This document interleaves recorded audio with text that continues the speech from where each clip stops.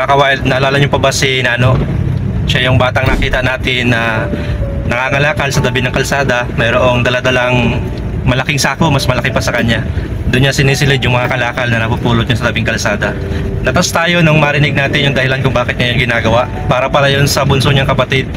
Pagkatapos niyang maibinta yung mga kalakal niya, kaagad-agad ibinibili niya ng gatas, diaper, pasalubong, biskwit yung kanyang bunsong kapatid na. Ito pala ang binili mo na ano, para sa kapatid mo?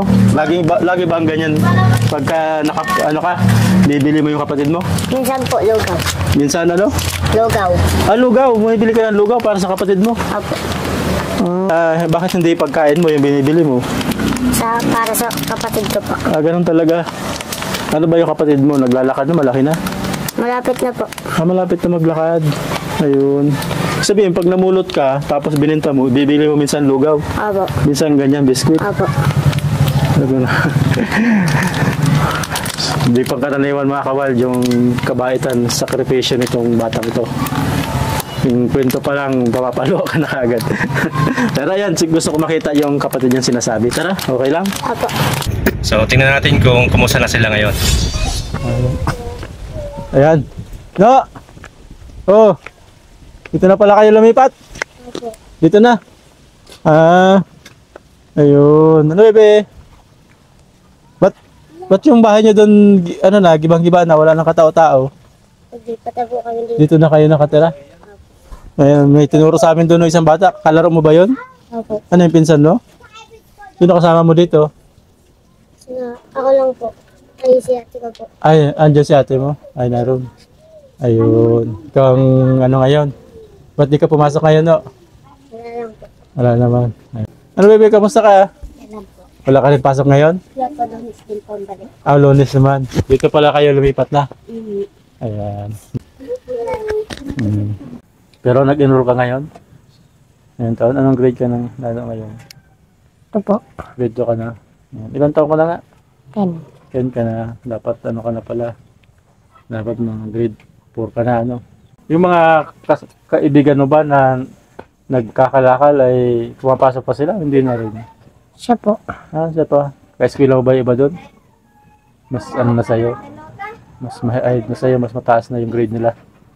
Anong grade na iba doon? Mga grade 4 po. Yung isa mga grade 5. Di malalaki na pala yun. Nag-almusal ka na ba, no? Nag-almusal ka na? Hindi pa? Ano bang madalas inaalmusal mo? Noodles. Ayun. Di, paano yan? Alas 11 na. Kapag gutom ka na yan. Ano pagkain mo mamaya? Matay. Ha? Na? Nakatang. Mumutong kami saan dyan, sa tindahan. Magkano nang utang mo sa tindahan? Marami na? Marami na? Pinapautang ka pa naman? Mabait naman yung tindahan dyan? Mabait naman. Ibig sabihin, pag wala pa kayong pagkain, mangungutang muna kayo. Tapos babayaran na lang yung mamatapa mo. Ayun. Dede yun yung magiging pagkain nyo ngayon. Okay lang ba na makasama doon sa inuutangan mo? Anong plano mong utangin ngayon? Noodles? Saka bigas? May bigas? May bigas? Pang ulam lang? Hindi pagkain nyo yun ni ate mo sa baby nyo. Pagka nangungutang ka, di naman nagagalit yung tindahan doon. Sige, tingnan natin kung mabait yung inuutangan mo. Saan sa pala sila mama papa mo? No? Nagtatrabaho po. Trabaho? Saan silang katrabaho? Si papa po nagkakot. Gakot. Mama mo? Sa munisipyo po. Sa munisipyo. Ayun. Pero hindi kayo naiwanan ng pagkain? Naman po. Hindi kailangan mo. Bagay, yun na siguro yung binibilin sa inyo. Pag walang pagkain, mangutang ka na, babayaran na lang nila pagdating. O kaya pag may pera na. Ibig sabihin, alam na doon sa tindahan na pag nangutang ka, utangin ka, tapos babayaran na lang nila. Tama, utang nga, alas 11 na para makakain na rin kayo. Di lalong mas napalayo ka na sa school. Dito na kayo sa taas nakatira. Nalakad man po ako. Saan din tubig doon, nahirap siguro doon na sa tuktok ng bundok. Natabo po kami sa ilog. Marami ka naman ba ang kalaro dito? Apo.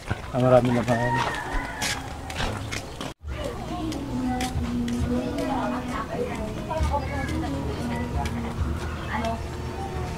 Apo.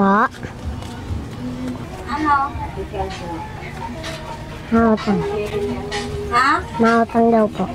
Patay, walang tindera dito. Sino nag-utos? Ako lang po. Ha? Wala. Ako lang po. Ikaw lang? Pangkain lang po namin. Ha? Pangkain lang. Siya lang daw. Pabayad na lang daw po yung mama. Sino? Ilaan yan dyan? Kagaya po dati. Yung Itlog ka? Ano ilang itlog? dalawa po. Tapos isang ano. Dalawang itlog. Ano pa? Okay lang. Pasit canton. Mantika? Binablog ko Pasit canton po. Pansit na to? Anong mahalang? Hindi. Hindi po. Baka po kasi Sama ko na sa lista ng mama mo. Apo. Salamat po.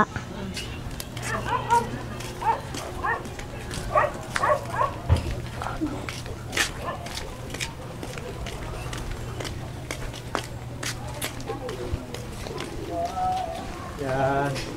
Ano pala no? May mantika na rin. Magkano daw yan? Magkano na daw yung utang mo? Ha? Madami-dami na po. Magkano na daw? Madami-dami na. Madami-dami na daw? Pero okay pa naman daw ang utang? Apo. Ayun. Pero pag pinapautang ka ba, nahihiya ka din naman? Naiyak. Nahihiya ka? Minsan ba nagagalit sa'yo? Di naman. Ah, di naman. Minsan pala na nahihiya ka din. Pero may bigas kayo doon, no? Apo. Ayun. Hindi ko makita ko ano yung ano mo.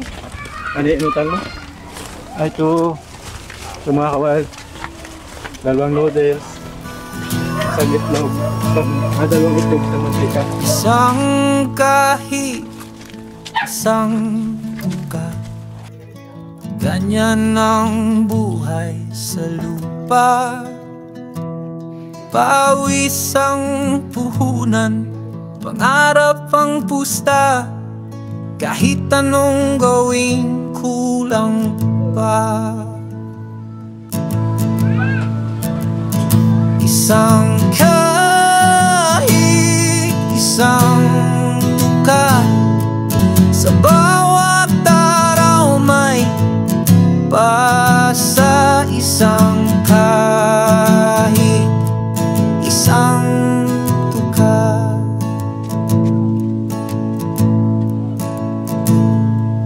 Tulog sa banig, gising sa ulan. Kahit hirap, laging laban. Gutom ang kalaban, puso ang sandata. Hawak sa dasal, walang wala. Isang kahit, isang tuka. Sa So yun, ano. bawat Yan pala yung diskarte mo sa buhay. Talagang tumutulong-tulong ka na rin para makasurvive kayo, ano. Kaya lang napansin ko, nasasakripisyo yung pag-aaral mo. Yan. Ang pinakampayo ko sa'yo, kapag wala ka naman ibang gagawin, prioritihin mo yung pag-aaral, ano, kasi pinakamahalaga ngayon. Kasi pag di ka nag-aaral, pagsisisihan mo yun sa hinaharap. Siyempre, ayaw natin na may pagsisihan ka. Anong napansin ko, ang bait, mabuti, mabait dyan yung tindahan. Anong gusto mong sabihin sa kanya, sa kabaitan niya? Salamat po. Salamat, ano. Sana wag magsawa. Kasi matagal-tagal ka pang mangungutang sa kanya. Pagka may pera na sila mapapapang, mababayaran na lang ulit yun. Apo. Alam naman nila yun. Sana di magsawa silang pautang, ano, kasi paano pag wala kang mautang, anong mangyari? Napunta na lang po Sa? may bahay. Sa may bahay. Saan ka pumupunta? Sa may bahay dyan po. May bike ka, diretso ka na doon, di walang kain na yun. Ayun, so mabuti na may mababait na tindahan, ano. So alam mo, totoo mga kawal, nakakasurvive tayo sa ngayon dahil sa kabaitan din ng ibang tao. Kaya lagi rin tayo papasalamat sa mga mabait sa tao na tumutulong para makasurvive din yung mga tao na nangangailangan. Kagaya ni Nano, siyempre isa yun sa dahilan para makasurvive. Sila Nano, yung kanyang pamilya. Pero siyempre para makautang uli kayo, kailan mabayaran nyo yun. So, gusto kaming pinapabigay ito ng sponsor. Ano to? Bali 3,000 to para mabayaran mo yung utang mo, tapos makabili kayo ng bigas sa grocery. Ayan. Ano to, bali 3,000. Galing to sa sponsor namin na pinadala sa iyo para daw makatulong sa iyo. Ayan. Ayan. Ano bibiliin nyo yan? Mga pagkain. Pagkain, bigas, saka yung madalas yung ganun, inuulam nyo. Bibili ka na kasi para matagal-tagal ka magutom. Pero siyempre, bayaran mo na yung utang mo dyan para makautang ka sa sunod. Ayan. Magkano na rin yung utang mo? Dami-dami na po. Madami-dami na daw. Hindi pa nakikwenta. Kapag binayaran mo yon, makakautang ka na ulit sa sunod. Pag naubos na yan, pwede ka na ulit mangutang. Ayan. So, maraming salamat po doon sa sponsor, sa mabait po namin sponsor na nagpadala ng pera para kay Nano, para daw ayon sa kanya, para at least makapag-focus si Nano, para ayon sa kanya, para makapag-focus si Nano sa pag-aaral. So yun ang request niya, gusto niya makapag-focus siya sa pag-aaral kasi sabi niya magpapatuloy ka sa pag-aaral, baka magpadala pa uli siya sa iyo. Kaya kailangan mag-aaral ka para magpadala pa uli siya sa iyo ng tulong na makakatulong sa iyo para makapagpatuloy ka sa pag-aaral. Kasi kapag hindi ka na mag-aaral, hindi niya na kailangang magpadala ng tulong sa iyo. Kasi nagtatrabaho ka na. Anong gusto mong sabihin sa kanya? Salamat po. Ayan, bakit? Sa bigay niyo po. Ayan. Baka naman ibili mo ng bike yan. Huwag mo na muna ibili ng bike Kasi kailangan mo ay pambigas sa pang-ulam nyo. Ayan. Pambiling gatas. Anong bibilin mo nga dyan? Pambiling bigas, tapos pambiling gatas. Gatas baby. Ayun, hindi mo talaga nakakalimutan si baby Ayan, gusto mo talaga laging bilan ng gatas. Tama yun. Saka biskuit niya Ayan. Ba't yun naiiyak? Ha? Ano naiisip mo? Salamat po. Ha? Yun. Natutuwa ka. Masaya ka dahil sa pinadala sa'yo ng sponsor. Ayan. So, yun nga. Sabi niya na kung magpapatuloy sa pag-aaral, baka daw ang padala pa siya sa iyo. Kaya alamin namin kung nag-aaral ka, sasabihin namin yan sa kanya para magpadala ulit siya sa iyo, ha? Kaya sana magpatuloy ka, magpadala ulit siya. Yun ang sabi sa amin ng Isang kahit Bye-bye. Isang buka. Bye-bye. Ganyan ang buhay sa lupa. Pawis ang puhunan